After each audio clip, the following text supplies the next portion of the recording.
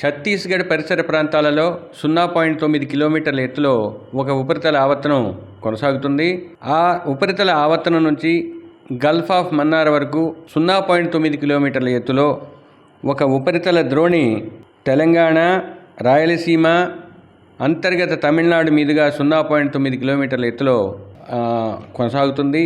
ఈ రెండు పరిస్థితులతో పాటు సముద్రం నుంచి వస్తున్న సవ్య దిశలో గాలుల వల్ల రాష్ట్రంలో ముఖ్యంగా ఉత్తర కోస్తా, దక్షిణ కోస్తా, రాయలసీమల్లో 1-2 చోట్ల తేలికపాటి జల్లులతో పాటు ఉరుములు, మెరుపులు కొనసాగే అవకాశం ఉన్నది. ముఖ్యంగా ఉత్తర కోస్తా జిల్లాల్లో 4 రోజులు, దక్షిణ కోస్తా 3 రోజులు, రాయలసీమలో 4 రోజులు తేలికపాటి నుంచి మోస్తరు వర్షాలు, ఉరుములు, మెరుపులు కొనసాగే అవకాశం ఉంది. ఉత్తర దక్షిణ కోస్తా జిల్లాల్లో ముఖ్యంగా ఉత్తర కోస్తా జిల్లాలో 40 నుంచి 50 కిలోమీటర్ల వేగంతో ఈదురుగాలు వీచే అవకాశం ఉంది. దక్షిణ కోస్తా జిల్లాలపై 30 నుంచి 40 కిలోమీటర్ల వేగంతో ఈదురుగాలు 1-2 చోట్ల నమోదయ్యే అవకాశం ఉంది.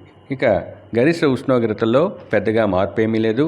గడిచిన 24 గంటల్లో రాష్ట్రంలో ముఖ్యంగా కోస్తా జిల్లాల్లో కొన్ని చోట్ల 40 డిగ్రీల గరిష్ట ఉష్ణోగ్రత నమోదైంది.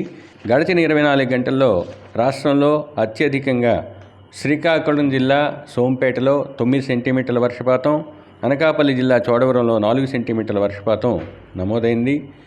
అనకాపల్లి జిల్లాలో ఉరుములు, మెరుపులతో పాటు వర్షం మరియు వడగళ్ల వాన నమోదైనట్టు మీడియా లేదా సమాచారాన్ని బట్టి ఈరోజు కోస్తా జిల్లాల్లో 1-2 చోట్ల ముఖ్యంగా పశ్చిమ ప్రాంతాల్లో 1-2 చోట్ల ఉరుములు, మెరుపులు కొనసాగే అవకాశం ఉంది.